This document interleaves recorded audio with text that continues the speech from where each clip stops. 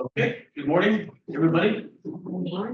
Today, we're going to talk about hosting an open house. So last week's class was the listing presentation. Actually, it was once you get a listing, what do you do next, right? And one of those things is hosting an open house. And this is what you're going to learn today. Preparation, how to prepare for the open house. What to do the day of the open house. Buyer, potential seller interactions. And then we're going to close it off with safety and the questions after that.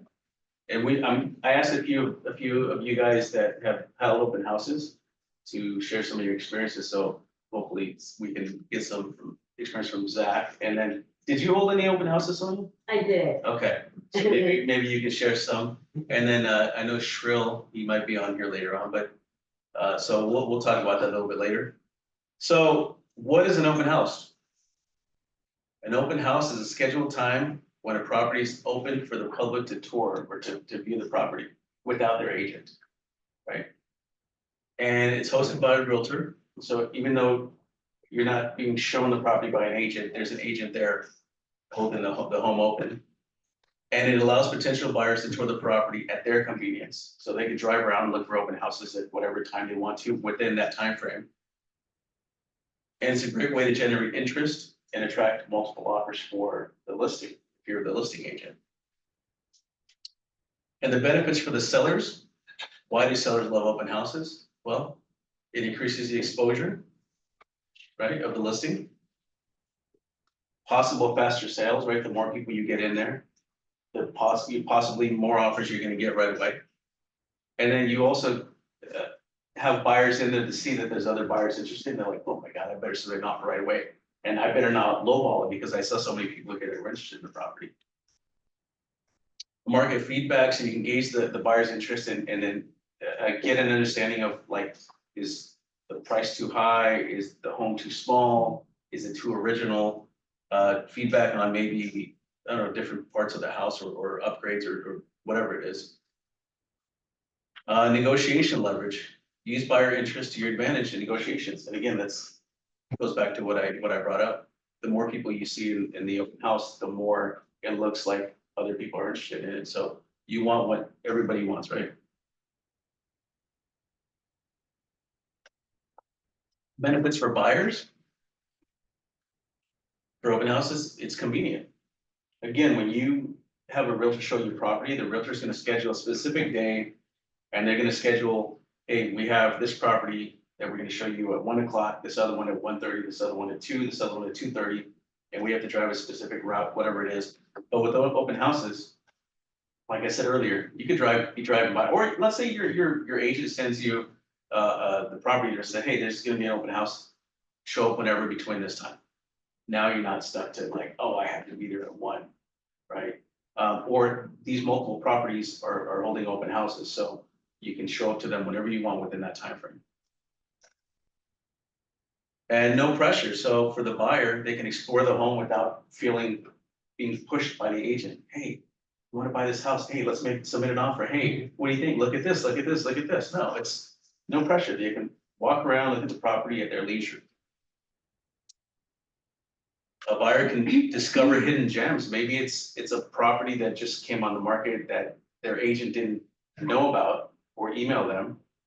And they just drive by and happen to see it, and maybe it wasn't the criteria that they gave their agent to look for, right? So maybe they told their agent, hey, I only want properties with bedrooms upstairs and no pool or whatever it is, but then you see that there's an open house around the corner. Hey, I'm going to check it out. And then, hey, there's a bedroom downstairs. That's not what I wanted, but this is pretty cool because I can use it as an office. It's a hidden gem, right? It's something that you weren't looking for, but you found it. And now you're like, hey, maybe I should include this in my parameter, right? Or I'd like to submit an offer on this house. Neighborhood exploration. So this is something else that a buyer can do. Take their time driving around the neighborhood, see how far the school is, see how far the shopping is, whatever it is, the freeways. These are things you wouldn't normally be able to do when an agent is showing the property, because you're going straight to the property, straight to the next property, and so forth, right? But now the buyer is driving to the property, the open house, take their time afterwards, look around, walk the neighborhood, walk to the amenities, or just check out where the amenities are. So these are benefits for a buyer.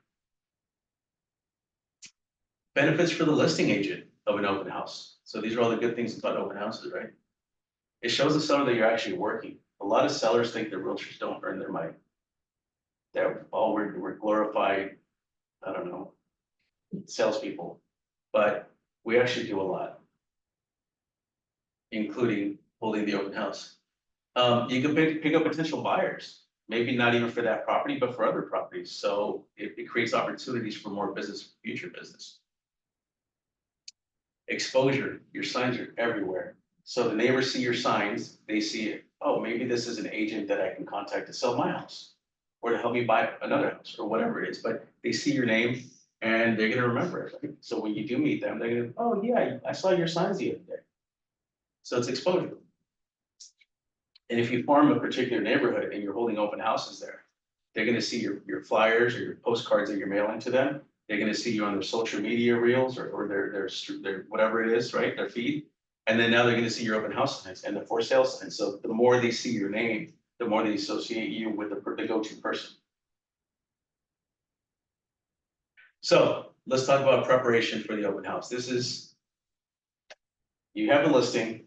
What do you have to do to get ready for the open house in advance, right? What do you do in advance? Well, maybe look up staging, and does the home need staging? Did the sellers move out? Is it empty? Does it show well without staging? Are they gonna stage just a few rooms for the entire house? And look up pricing, right? What's that gonna cost them? Marketing, you're gonna promote the open house, right? So these are things you're gonna do ahead of the open house. And then we'll touch on that a little bit later. Accessibility, ensure easy access for visitors. Hospitality, create a welcoming atmosphere. And we'll touch on these things coming up. So you can schedule a professional cleaning service if it needs it. Sometimes there's homes that have carpet throughout and the carpets are just stained. Instead of replacing the carpet, they can just get it professionally cleaned. They'll make it look way better. Maybe even scrub the walls instead of repainting if they don't have a budget to do any of the like replacing the carpet or repainting the house. Contact and book the staging company that you've researched pricing for. Purchase open house signs if you don't already have them. You should have at least 20, between 15 and 20. And I'll show you guys why you're gonna need that many a little bit later here, but it's good to have these on hand because you never know when you're gonna get a listing. Holden just got a call last week by a homeowner that wants to list it right away. Good thing he had a for sale sign ready. Good thing he's got his open house signs ready because if they wanted an open house this weekend, he doesn't have to wait 2 weeks to get the open house signs, right? So it's good to have them on hand. It's part of your tools, right? And remember that the signs must include your name, DRE number, broker name, and your phone number. It's an example of one.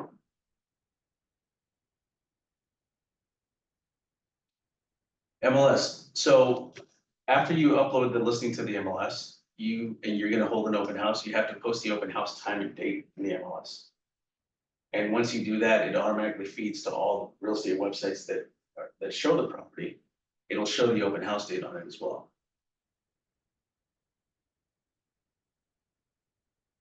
And you want to make sure that it shows up on Zillow.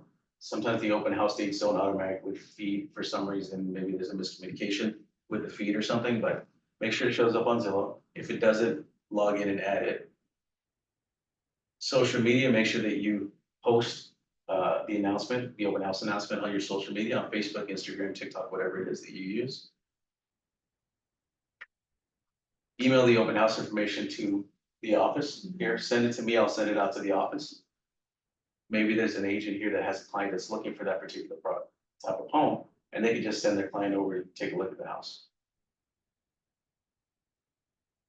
And what you want to do to ensure that it hits all the websites, all the different real estate portals, is schedule it early in the week, no later than Thursday in the MLS. So add it to your listing no later than Thursday. Sometimes if you add it on Friday, it won't hit Zillow. Maybe there might be something wrong with the feed, again, like I mentioned earlier. So make sure you add it early on.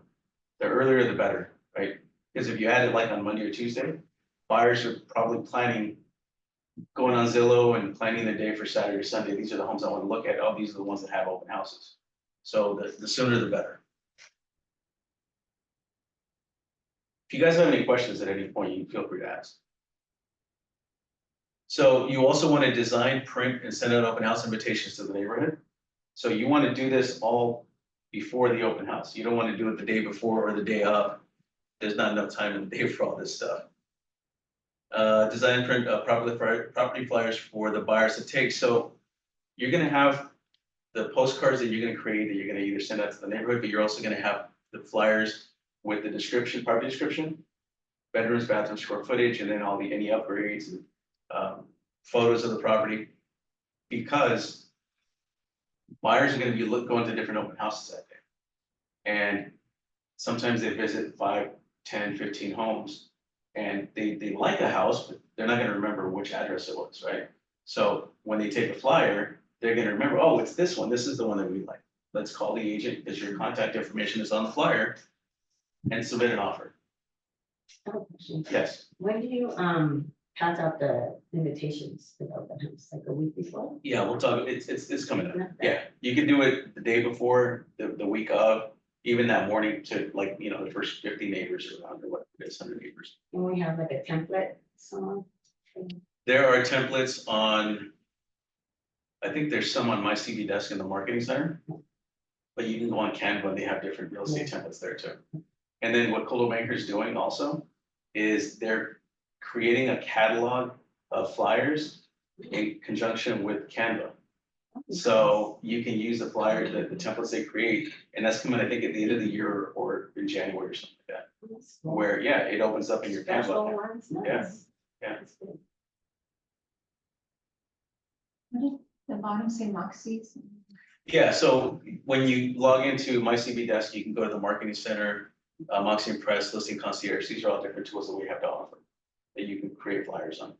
So if you were to do like Moxie Impress will create your marketing package of flyers, postcards, social media, posts, property website, property video, all these things, but after you enter into the MLS. So once it's which it probably is by now, right?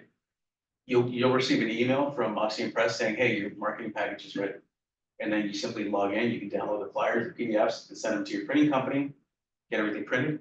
Or you can go to Listing Concierge, and this it does all the same things that Moxie Impress does, but you have to upload the photos, you have to type in the description and the features of the property. And this is for when you want to have a flyer ready before you list the property in the MLS. And then the marketing center again has other additional templates that you can use.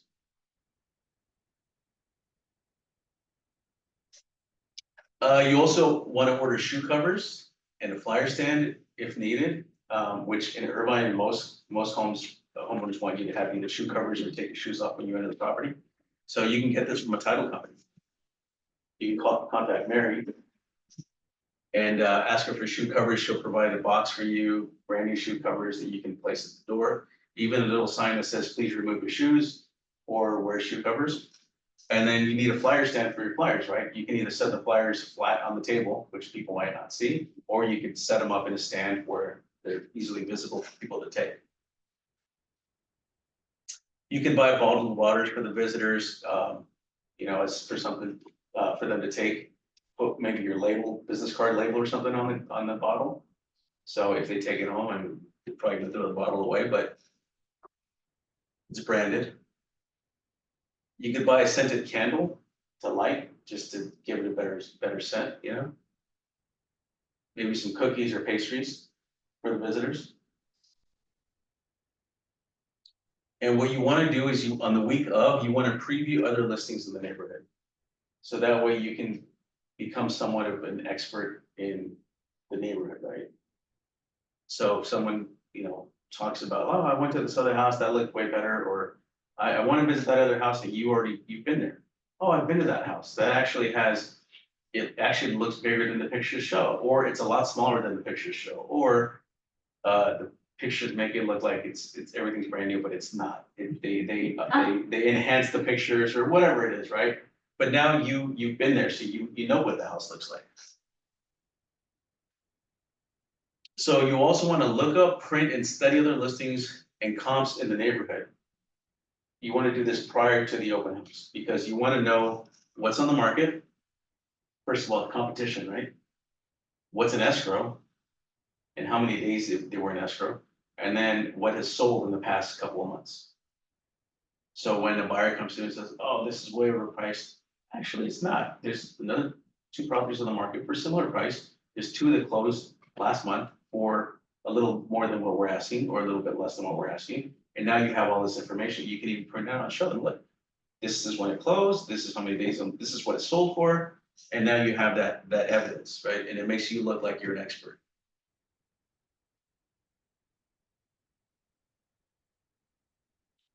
And if the buyer didn't like the house, you can erase and show them another one of the active listings. So you want to instruct the seller to lock up or remove any jewelry, medications, or anything that's of value from the property. There were times, and I don't know if people are still doing this, but there were times where there were like little rings of thieves that were going into open houses. And while one person distracted the agent, the other one would go into the master bedroom and look through the drawers, steal jewelry, go through the bathroom cabinet, and take any medications, things like that. So make sure that you not only tell the seller, but send them an email so that later on they can't come back and say, well, you never told me. It's like, I told you verbally, but I also reminded you via email to put away and lock up or remove any jewelry, money, medications, anything of value that's easy enough for someone to walk away with. You also want to instruct the seller to declutter their tabletops, countertops, take down any photos, like family photos, anything that's personal. Because you want the buyers that walk through to visualize themselves and their families at home and not look at your family in the home, right? So, or their family in the home. And then even all the magnets off the refrigerator doors, and that's cluttered too.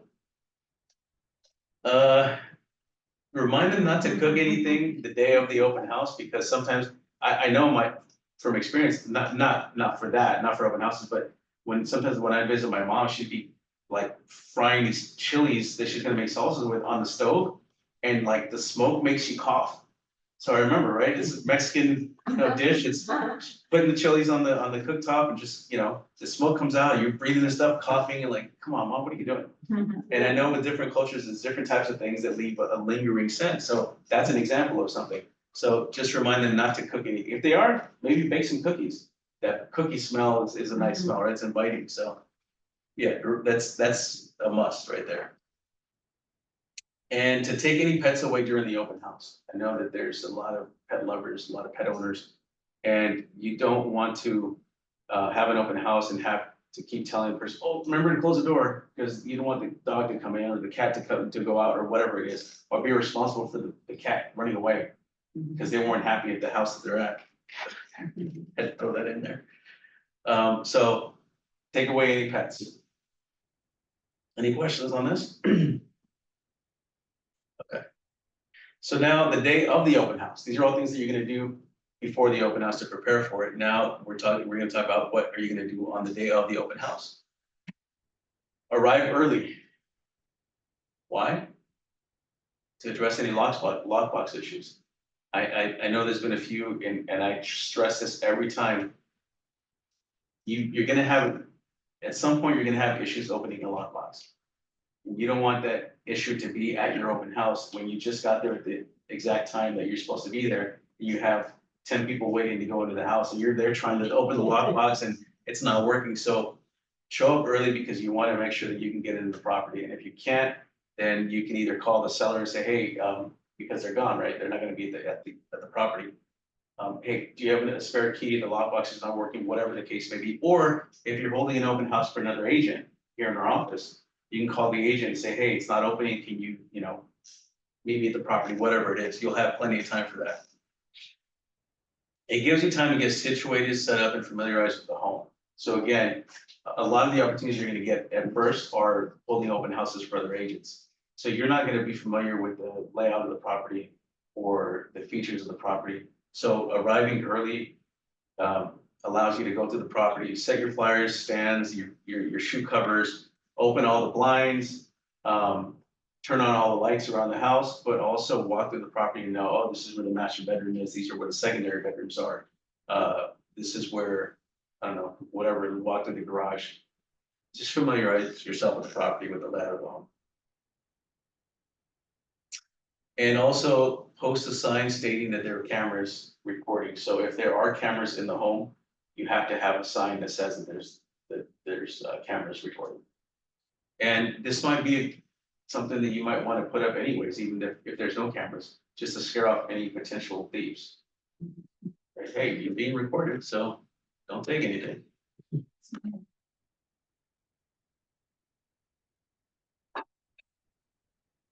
Also, if you arrive early, you can knock on the surrounding neighbors to hand out flyers or an invitation to the open house.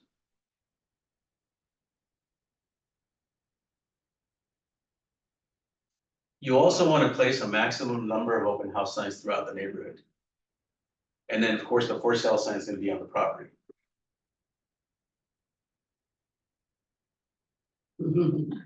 That's cute. All right. Now, this is new. I wanted to show you guys an example of the red dot in the circle represents where the property is, where the open house is. And there's two entrances to the neighborhood. The first one is on Harvard. The other one is on the mall. Is that, I guess that's what that is. Those are the two entrances to the neighborhood. You definitely want signs on each entrance, right? With the arrow pointing in. I also have one up on Walnut all the way to the top. That's a major intersection. There's also one at the bottom, to the right on Culver and Walnut. That's a big intersection as well. You want to lead people into the entrance of the neighborhood. And then every turn, once you get into the neighborhood, that's going to lead you to the house. You also want signs there, open house signs. So when I say you need about 15 to 20 at least, that's about 11 signs right there. Yeah. So show up early because you want to make sure you get there with enough time to go to each corner and get out of your car, open your trunk, take out the sign, put it in dirt, get back in your car, drive into the next corner and add another sign. Be careful when you're putting signs in front of people's homes because some people will take them out and throw them in the trash. So if you can, if it's like not directly in front of someone's house, you can put it between two properties. Or maybe on the, there's little patches of grass by the curb, on the other side of closer to the street. Yeah. You can put it there. Or if you run into the property owner, say, hey, do you mind if I put an open house sign here?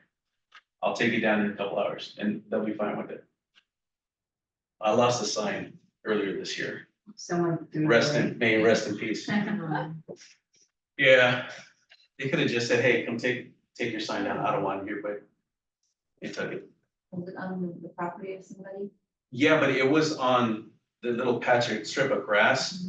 It's a common. Yeah, so you have the sidewalk, Right. you have, on one side, you have the little patch of grass that's closer to the street, and then you have their lawn. It was on the little patch of grass, but they didn't want it there. So the next time I did the open house, I put it between the two properties where it was being blocked. It was like a little brick, something behind it. Anyways, it wasn't in their line of sight, so. Can you put it on a pole, like a light post or something, like tape it on or? I'm not saying you can or you can't, but I've done that before, right? Wrap the tape around it. Yeah. Yeah, because unless there's A-frame, like sign stands that you can put out on the curb, but the problem with that would be if somebody trips over it, they could sue you. Oh, yeah. And there's a lot of sue-happy people out there. Right. But, I mean, you can, I see a lot of people use those on the intersections. Yeah. Cause it's just all concrete, right, wall and. You just have to find some good tape. Yeah, or the A-frame, yeah. But do you guys see how, 15 signs would probably be not enough? I mean, in this case, it's enough, but let's say you want to lead people from, even further away. Anyway, this is an example of where you would put signs in this particular listing. Or for this listing. Any questions on that? In front of the house, you're here. Yeah, you can put, you're already gonna have the for sale sign, but yeah, you Oh, can put another one on, so that'd be 12 then, instead of 11. All right, Let's move on. You also want to take with you either one, two, or three different forms, the representation agreements. One of them is the open house visitor non-agency disclosure. And I'll show you guys what that looks like and how they all differ. The other one is the property showing and representation agreement. And the last one is the buyer representation and broker compensation agreement. So you want to print these out, print out the MLS listing for reference, right? So it's going to have the description, it's going to have the features of the property, all the stuff. You might not memorize everything, but if you print out the listing that you input into the MLS, now you have that as a reference. You also want to have that market update handy that we mentioned earlier to print out the listed pending and solds. Have that handy for any questions. And you want to set up the property flyers that you had printed or designed or printed, along with your business cards, because you want to hand out your business cards to potential buyers. And then if you have any supporting documentation like school information, walking score, things like that, that helps when this family's moving into the area because of the school district. And you can also have a few buyer guides ready, printed out. There's some buyer guides in my CD desk in the marketing center, but you'd have to get those printed out. You can personalize them, or you can ask the title company. I know Mary has some pre-printed buyer guides. It has their logos on it and stuff, lawyer's title logos, but it still has great buyer information. Right? There's a lot of things for first-time buyers that they don't know what the escrow process is. They don't know, I don't know, the life of an escrow or the transaction. There's a lot of things on that will educate them on the purchase process. So the first form that we're going to talk about is the open house visitor non-agency disclosure and sign-in. God, that's a long name. And this is for visitors that don't want you to represent them, or they are already working with another agent. And it's simply a sign-in sheet. Just sign in, and if you don't want me to represent you on the purchase of this, if in case you wanted to purchase it, is sign in here. Otherwise, there would be confusion. If they don't sign this, then, and you give them information, there might be a confusion as to whether you're acting in a representative manner or not. And by signing this, there's no confusion. They say you're not representing. Right, so they can't come back and say, well, I thought you were acting as my representative. It's like, no, because you said that you didn't want me to represent. So any information they give you, believe it or not, you know? So anyway, they're gonna write their name, and usually they write in a fake phone number, and if they have an agent, then they can write their agent's name there. And sometimes they'll do that. And they don't have to write their phone number and email, but at least you know, right? So that's what this is. It's more of a sign-in sheet. And if they sign this, you can give them as much information as you want, as they want, right? You can answer as many questions as you want. If they don't sign this, and they start asking you questions, you could just give them a flyer and say, you know, you could, here's a flyer. Or you can answer questions of any information that's already posted, that you posted about the property, and nothing more. And the next form is the property showing and representation agreement. And this one is for, let's say a buyer comes through, they want to submit an offer on the property, but they don't want to sign a representation agreement with you for 3 months because a representation agreement can cover, let's say, a city or a county for 3 months. I only want you to represent me, Mr. Agent, for this property. So that's when you would use this form. If a buyer comes in and they say, hey, I don't want you to represent me for anything else, just for this particular property. Then you're gonna type in the property address. So I would have one pre-printed with the property address on there that you're holding open. And then fill out the rest of it. So beginning today, and let's say just go out for a month or something on it. And for what commission they're going to agree to pay you. So that way you could write up an offer on their behalf. And if they later on go, to another property, maybe the same day or the next weekend, and submit an offer on another property with another agent, you're not entitled to the commission for that other property. It's only for this specific property. And that's the difference between this form and the one that I'm gonna show you next. This is the buyer representation and broker compensation agreement. This one says, I'm representing the buyer for any properties I show them in section B2 down there, 2B2, location, county, Orange County, anywhere in Orange County. For the next 3 months, if I enter there 3 months. So if that buyer goes with another agent, submits an offer, it gets accepted, they close, I'm still entitled to commission because they have a contract with. Does that make sense? You guys see the difference between this one and the other one? With the other one, I'm only gonna get paid if the buyer buys and closes on this property. Yes?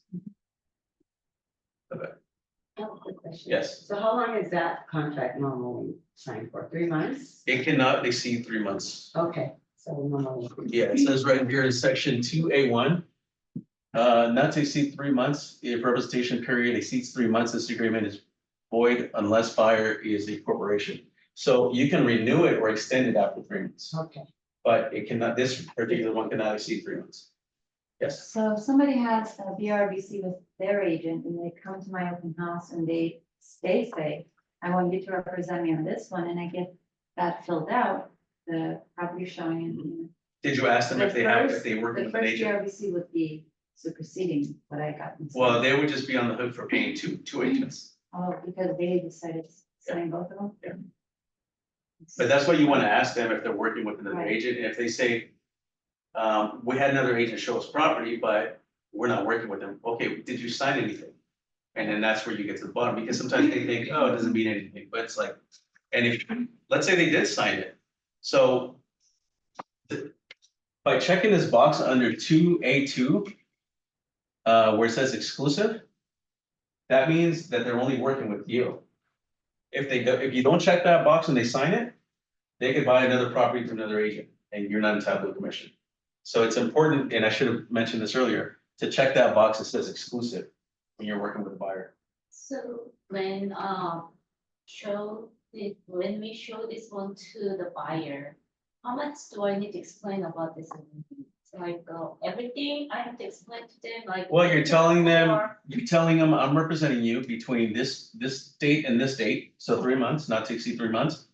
And it's exclusive for those 3 months, that means you can only work with me, Okay, so. right? Explain to them about the check. If you. Yes. Check. And yeah, you want to explain to them what the terms are, right? And then it says on location, you're gonna check mark the box next to county and type in Orange. Uh-huh. Any property in Orange County, it's not a specific city, it's anything in Orange County. Okay, Or you could do Orange County, Los Angeles County, San Diego County, whatever it is, right? And add as many counties, and if they're okay with it. And then also, if you scroll down, let me move this out of the way here.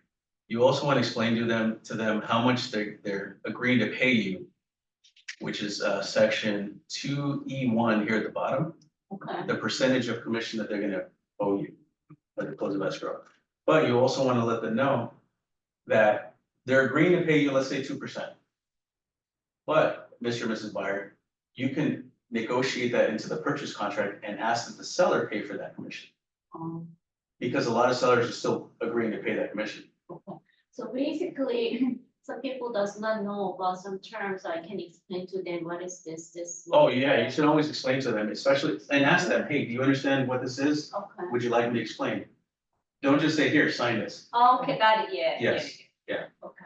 Yeah. So, So again, you want to explain to them the difference between, let's say they don't want to sign a representation agreement. Say, well, we can have you sign this other one and explain to them, this one means that I'm only going to represent you for the purchase of this property. So you're going to explain it to them. okay, You're not just going to say, here, then sign this one instead. Yeah. And then you're like, what's the difference, right?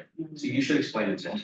And when you have buyers, they go to open houses, I think it's important to tell them, you have this signed with me.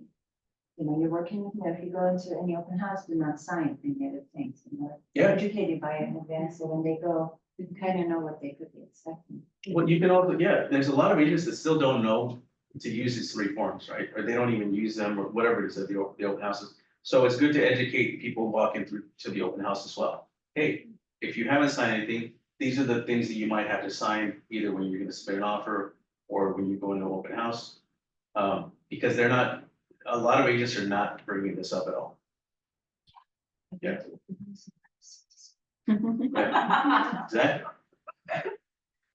But now you're smarter, right? You know more than a lot of the other Yeah. agents do. So what's the difference between the property showing and the buyer compensation, broker compensation agreement? Representation. The one is just one time, the other is for some other, including all other properties. So I'll be a representative of all of them. That's my understanding. Yeah.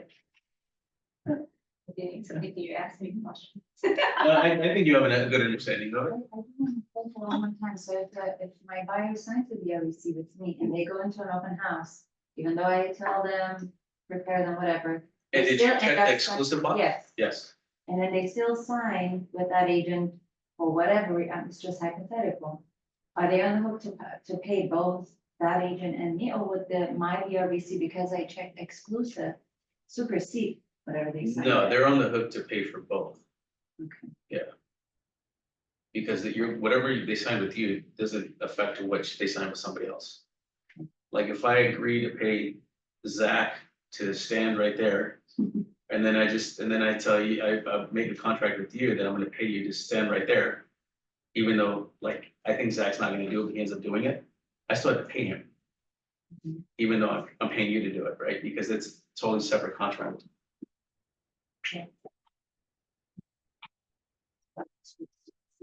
So in your experience, are there many kind of buyers who sign to different agents? Any Sometimes you might not even be aware, um, because let's say you lose contact with the buyer that that signed this, right? And then they end up buying through another agent in a totally different city. How are you gonna ever know? I mean, you're gonna call them, they're not gonna answer the phone, they're not gonna return your email. How would you know that they bought another property through someone else within the time frame that they were under contract with you? Unless you like search and search and search, and you're wasting your time searching just for that, you're not gonna know. But if you submit an offer, let's say I submit an offer to Sonia representing the buyer, and then you submit an offer for the same buyer to Sonia, Sonia's gonna call me and say, hey, I just received another offer from another agent representing your buyer, what's going on? Then I'll know, and then I'll reach out to the buyer and say, hey, what's going on, right? But if it wasn't for that, I wouldn't have known. So you really sometimes. You don't know. Yeah, you won't know. Unless you keep calling them and stay in touch with them like. Yeah, "Hey, but if they don't answer the phone, you're not gonna know. So then, So- even if they have an exclusive contract to pay you the commission, you might not get it. Yeah, you might not know that they bought a house. Oh, well. That's not right. Put it back on. But that's why it's important to have a good relationship with your clients, right? Keep them happy. And then other suggestions is play some background music, like, let's see. I like to play this kind of music here.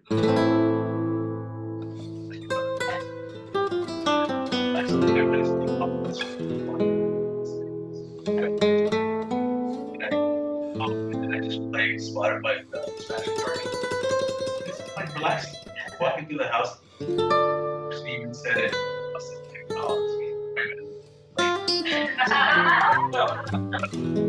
That's correct.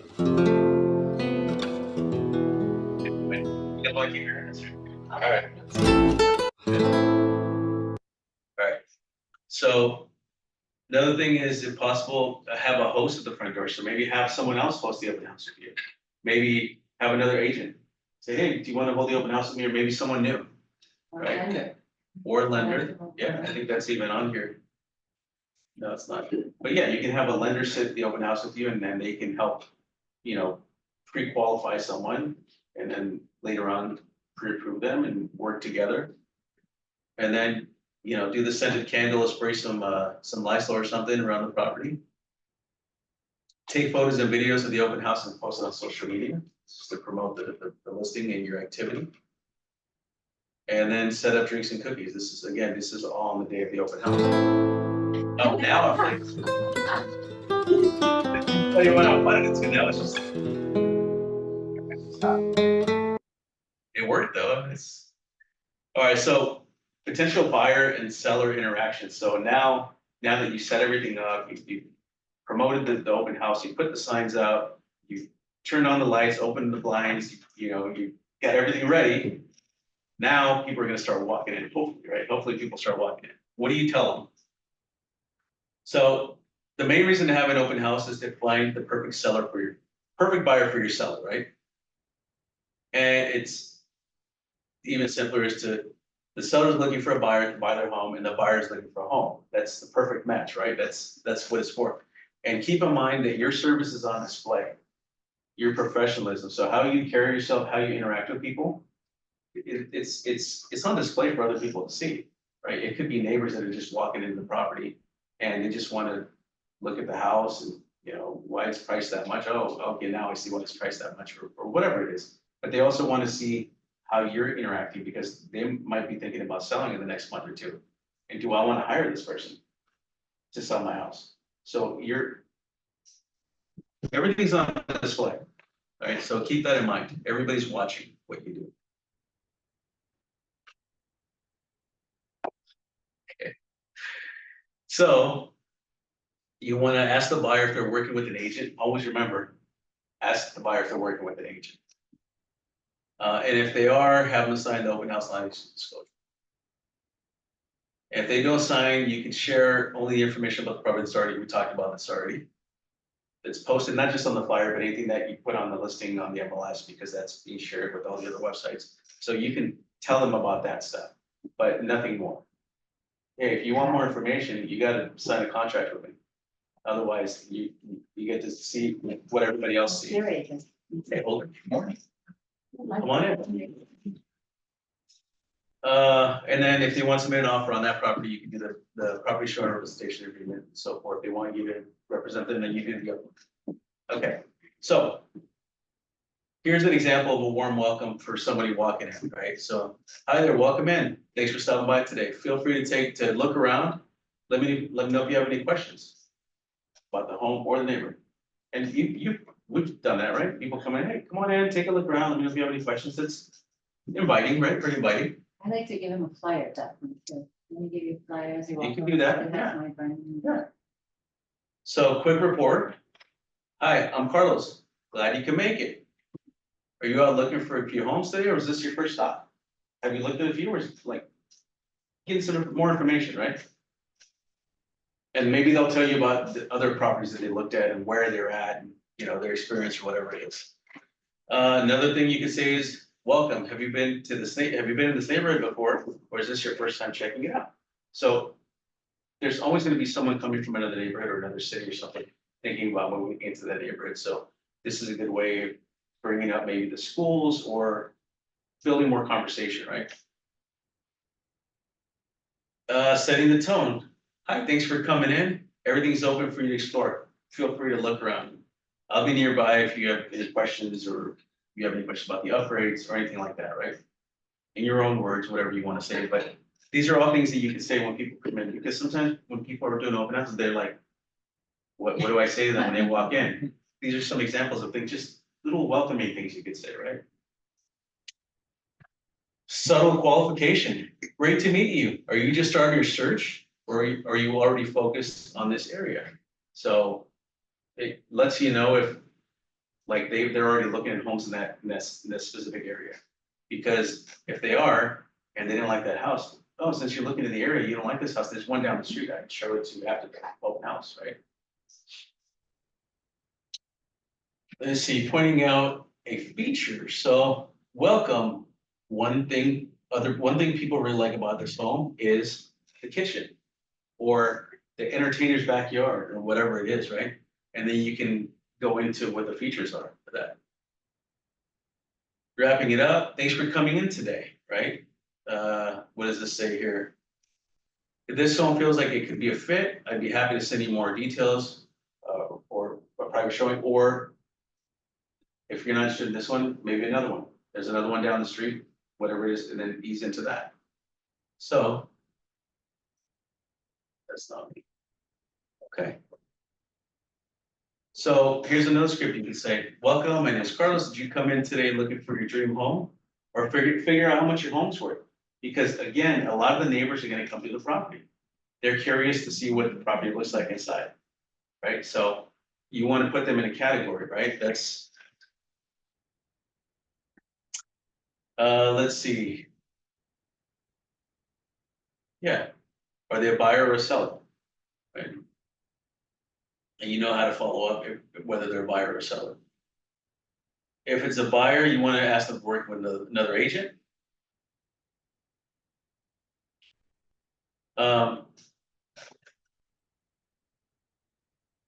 You might have a buyer that walks through that's working with an agent that just is not responding to them, they're not really helping them. There's nothing really you can do about it, except wait out the, well. That's not true. Take a look at their buyer representation agreement. If the exclusive box is not checked, there's an opportunity for you to get a buyer representation agreement with them, right? And to represent them. If, also, if the exclusive box is not checked, well, what happened there?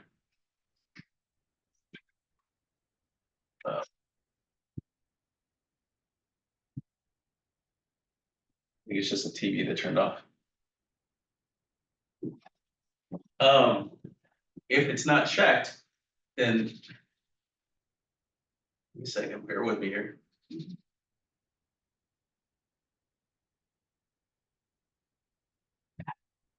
The buyer can cancel.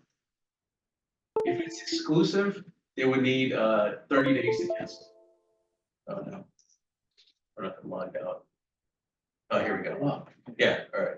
So if it's exclusive, then they would need, if the buyer wants to cancel, they can notify their agent, but if the cancellation occurs after 30 days. But if it's non-exclusive, I believe it's one immediate. So they can just say, hey, I want to cancel, notify the agent, and then it'll cancel. So you can go that route, but you won't know until you take a look at the contract.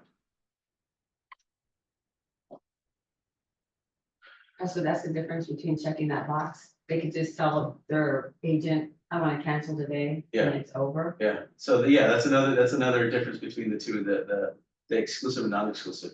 The Okay. exclusive is, it's a 30-day cancellation, and then the non-exclusive is immediately, Yeah, in writing though. Okay. yes. Yeah. Pretty cool. So it wouldn't hurt to take a look at that if they're not happy with their agent. Let's see, if the buyer's not interested in the property, use your knowledge of local inventory to talk about other properties in second point. We've talked about that. If not, this house, maybe another house. Another potential buyer's script is, I know a few other homes in the area in the market that would meet your needs. Would you like to see one of them? In order for me to be able to show you any property, we have to sign a representation agreement. So remember, don't show property without that representation agreement. That's a potential $2,500 fine.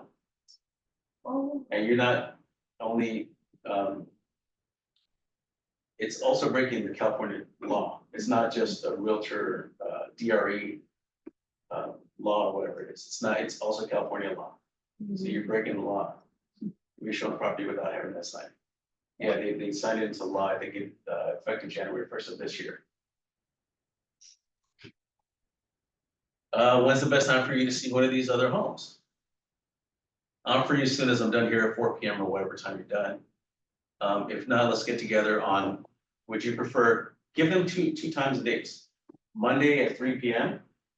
or Tuesday at 5 p.m. What works better for you? That way they have to pick. If you ask them what day works, when would you like to get together? Oh, I'll get back to you. But if you give them an option, most likely people are gonna pick one. And even if they cancel, they at least pick one, right? And they're committed to something. What's the best phone number or email for you, right? Now you're getting contact information. Now, this is a potential script for a buyer that's just looking. That's great, it's always good to look first. And again, you're gonna put this in your own words. This is just, how we set it up here. It's always good to look first and get a sense of the market. Are there things about the property that you're looking for or things that you dislike? Right. I have a few other listings that might, in the neighborhood you might like, and maybe something that's coming up that I'm doing an open house for next weekend. Maybe stop by then.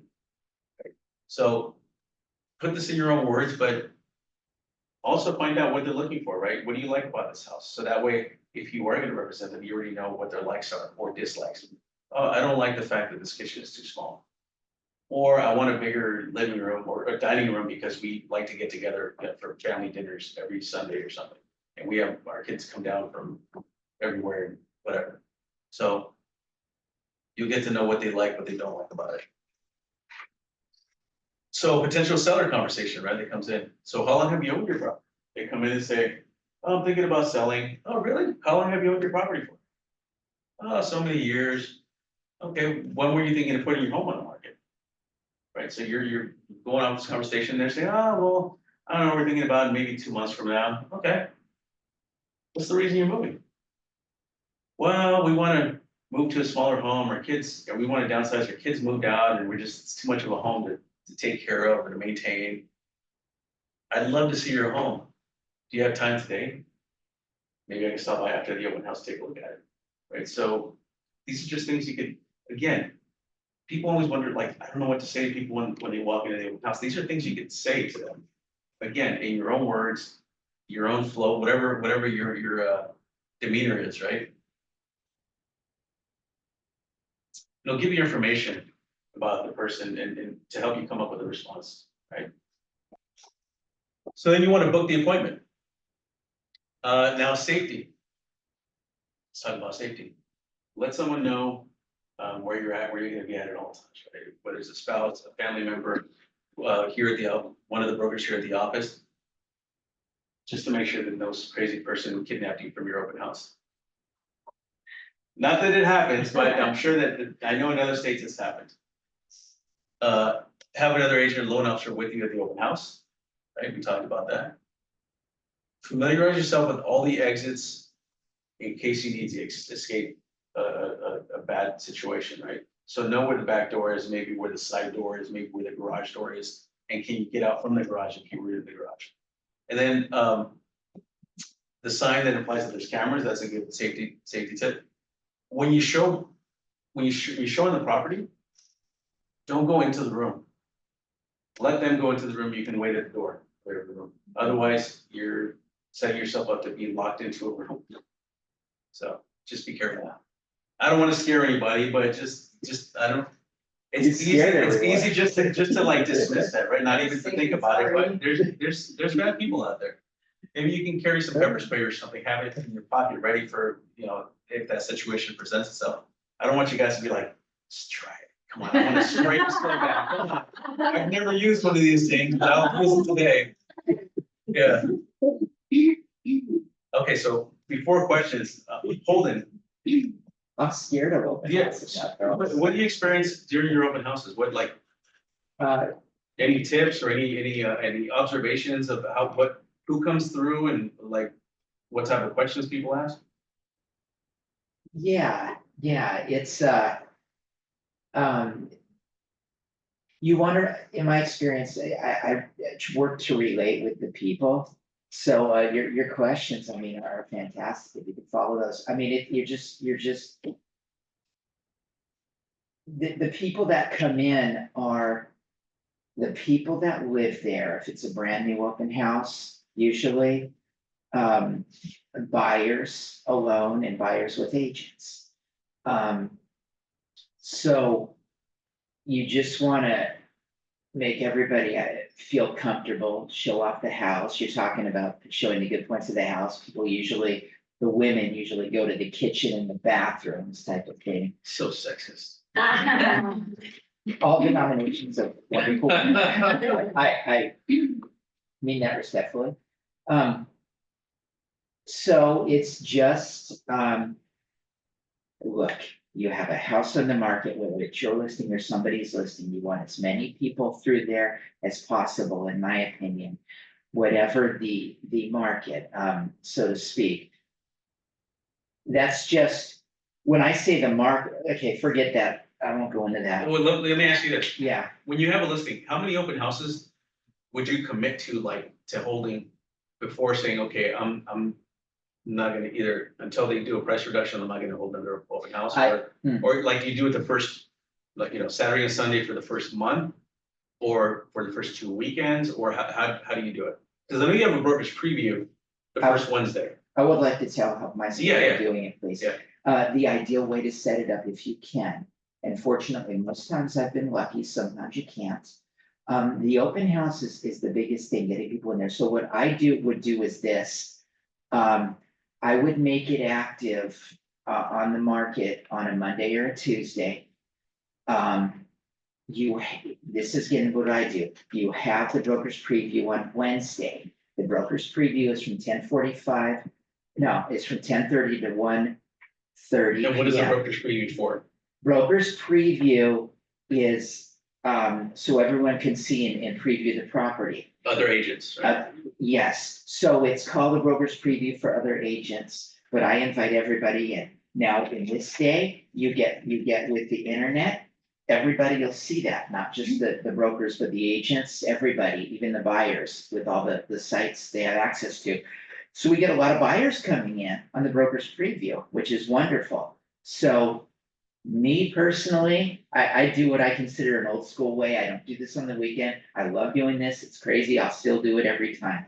I buy cookies and coffee, right, Carlos? And I bring it in for the broker's preview, folks. Now we get buyers, we get agents, we get everybody in the broker's previews. Sometimes it can be pretty crowded. We do get even the neighbors to come in the broker's preview, have cookies and coffee. I don't do that on the weekends. The way that I do it, when I have a property, is I keep holding it open every weekend, okay? You just don't know. So I personally, I have done more than one broker's preview in a row, but I will just do one. So I'll have it active, like I said, Monday or Tuesday, do the Wednesday broker's preview. And then we'll have Saturday, Sunday open house. I have specific hours I go by. And I can get a feel for how everybody is taking to the property in the market at that time. As markets change, right, Carlos? So that's how I do it. You get all sorts of people come in that open house. I've also seen in certain markets where he takes advantage of this situation as well, where he'll say, people will be like, oh, we want to submit an offer, we'll get back to you, and he'll say, well, make sure you submit all offers by Monday, because I'm gonna have the seller's gonna review all offers on Monday night or Tuesday night. And that gets everybody like, boom, oh, we gotta write up our offer right away. So when he gives them a deadline, hey, seller's gonna review offers, so if you really want this house, get it to me by this time. Can I comment And it's on? worked, yeah, and it's Can I worked. comment? At least, thank you. I have to say, because this gets me It has excited. to be a market for it, though. I tell you something, there's two things I never did. One, I just have to say this, one is staging, which is another thing. I will always stage now, that's the other thing. The other is what Carlos just said. I see a lot of agents doing it. Offers due on this date. I thought, you idiots. Guess what? They're not an idiot. It really pushes people and agents. And when you first put the property on, guys, because in today with the internet, everybody sees it, right, Carlos? In every country with this company, they see your initial presentation of the property. So when you have a deadline, people see it. You get offers quick. I tell you the truth, because I've done it both ways many times. When you don't have a deadline, there's no urgency, regardless of the market. You're always in a particular market, whatever that is. I'm not gonna blame anything on the market. But when you have a deadline, it creates a sense of urgency. I have seen in the buyers and the agents, and you do get offers. And you know what, and if, let's say you don't get any offers, and they're like, well, I thought, it's still on the market, what happened? It's like, there weren't any good offers. There weren't any offers that were good enough for the seller to accept, so we left it on the market. And I've done that a lot of times. I didn't get any offers. So I take that off the MLS, we hold it open the next weekend, right? Yeah. Take off the thing that says all offers due on Tuesday by Oh, 12. okay, because No. now it's different. Yes, and the words I use are sellers will be reviewing all offers Tuesday, September, whatever, at 12 noon.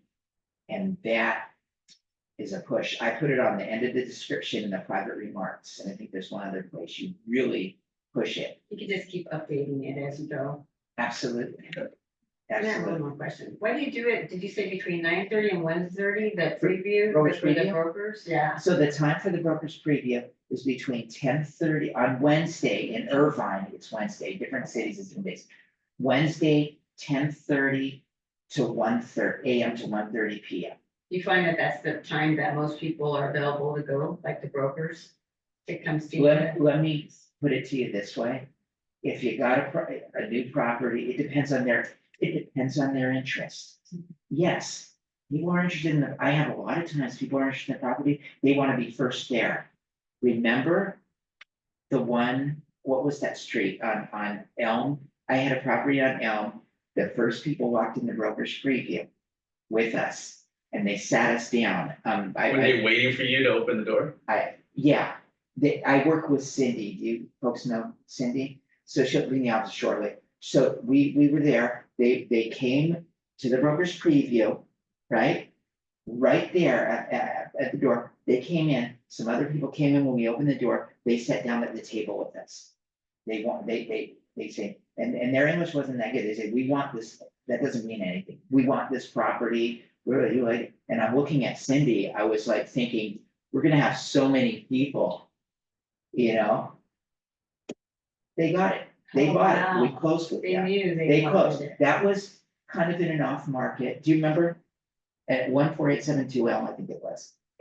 But yeah, I go to his broker's previews whenever he has them. Carlos. Because he has is great. milk, I mean, he had not milk, he has coffee and cookies. Yeah. So that's why I'm there. So if you guys ever want me to go to your Yes. broker's preview, Yeah, have coffees and in the cookies. next one. Cookies. Actually, it will be soon. Yeah. Anyway, it's really great. It's really, Sounds good. it is. And what time do you find is best on the weekends to hold open houses? in your estimate? I can tell you, I've done this for a while. When I started, I did it a different timetable. The time that works for me is 1 PM to 4 PM. And you make sure you've done a lot of advertising prior, and that's it. Yeah, that's how I do it. Any particular day better, Saturday or Sunday? Are they both good? I've made that judgment so much. I have to say something about that, please.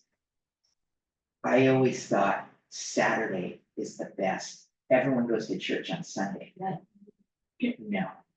I don't know why. Maybe they still go to church. Okay, but it's not that way most of the time.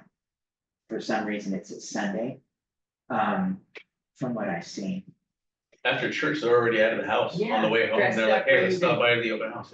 Yeah, but that's what I've seen, but it's so variable per what we call the market, which is just like a bubble that we're working in, which gives us constraints we might understand in the market, in my opinion, anyway. I have to say, the more you hold it open, the better, whatever day.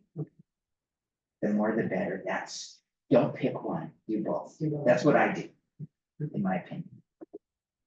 So I know some of you guys, thank you, hold on. I know some of you guys have held open houses.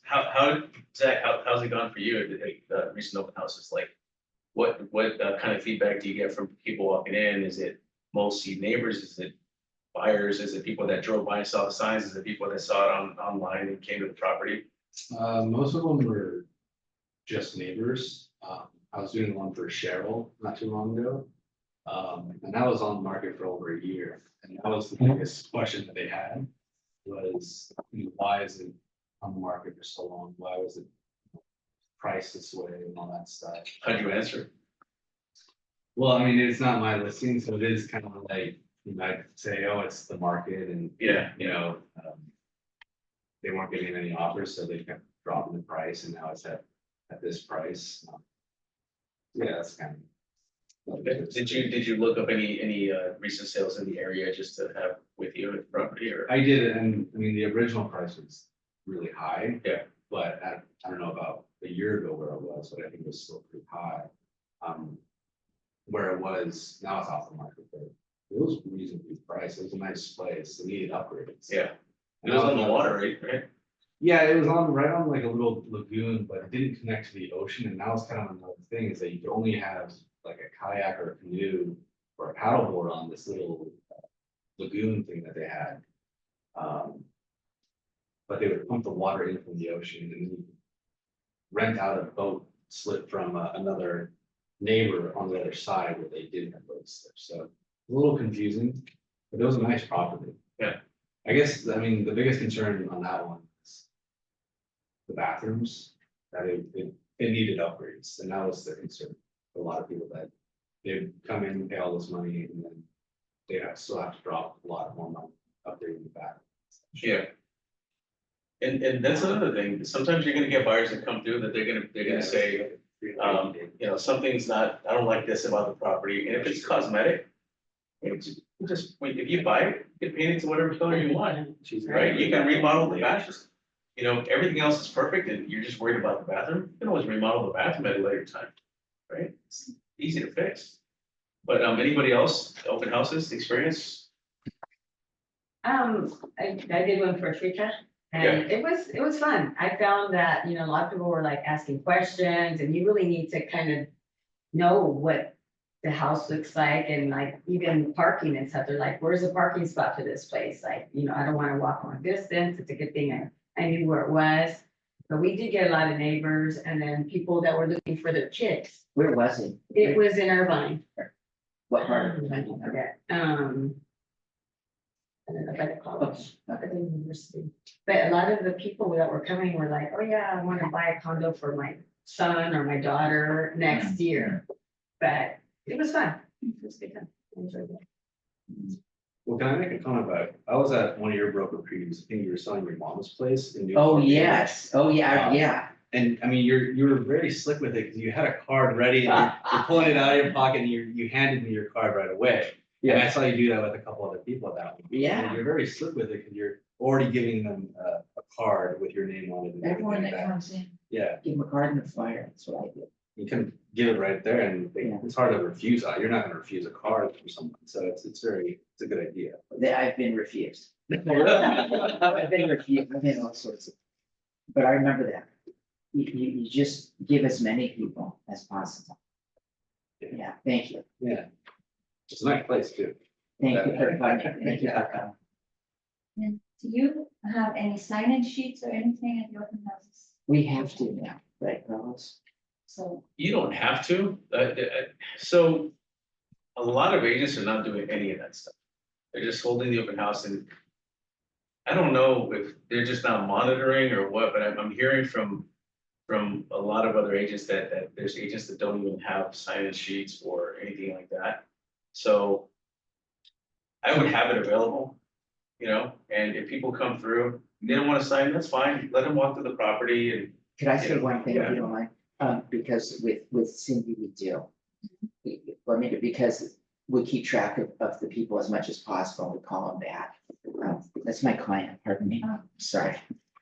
because that's what I always, because I haven't held one, you know, the living, I would always have a sign it, please. Yeah. And, you know, I would welcome everybody, give my business cards, so you don't signing guest list, or the guest. You know, some people sign in and you capture their information, have conversations as you go, and. Yeah. So I was just wondering. So the problem now is that, and I don't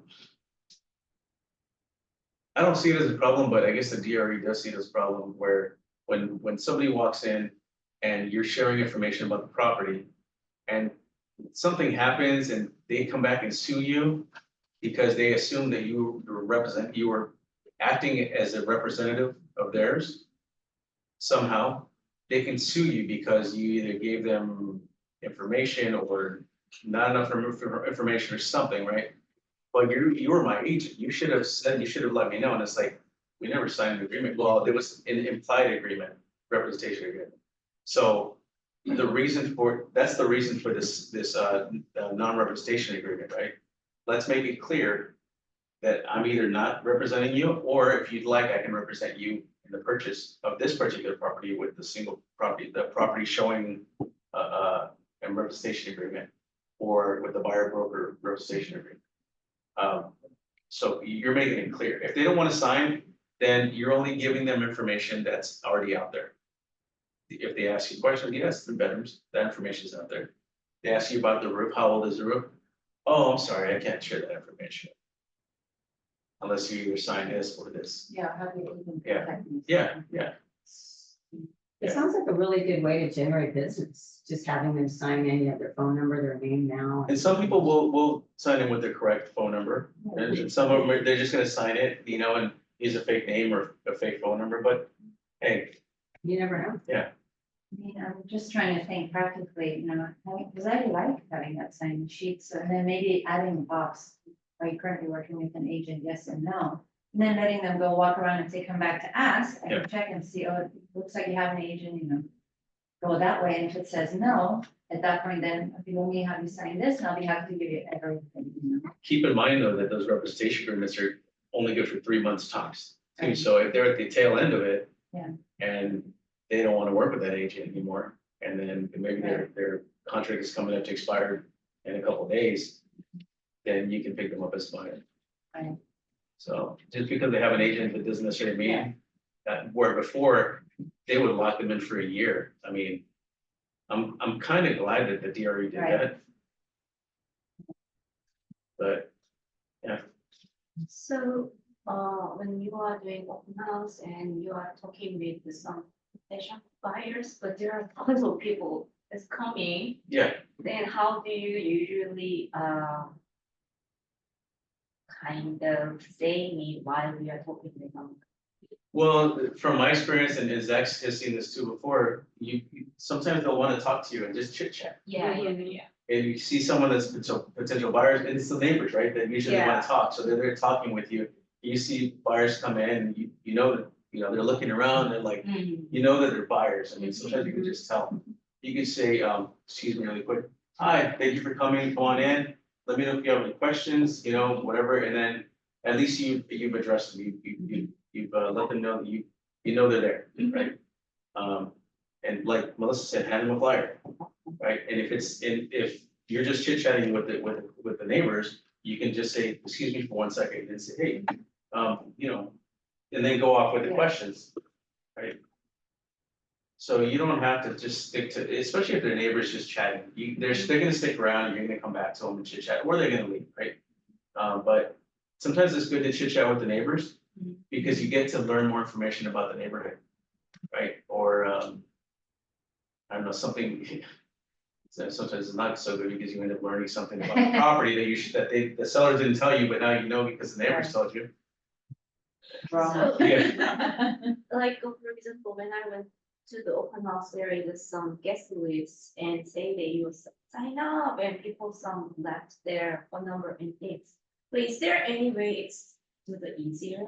Because some people does not like to, like it's handwriting, and sometimes it's really hard to read the handwriting, right? Yeah. So is there any way to kind of modern technology using the kind of fill it up? Yeah, but the contracts, like the sign-in sheet, the, The sign Non-agency? like leave some contact number, something. so if you have an iPad, there's an open house app that you can purchase, where they could type in their name and phone number, and then it'll create like a little database for you for that particular property. But I think you have to pay for the app. I see, got it. So yeah, Okay. there's an app for open houses. Okay, I know. It's a sign-in, per app for open houses. Yeah, maybe some people is more comfortable typing in the. Yeah, you can have them sign in. So there is some different tools. Yes, really. yes. Okay, got it. Any other questions? Okay, so we have open houses for all of you guys to do this weekend. Sign I'm joking. All right, we're gonna close out here, so let me end this.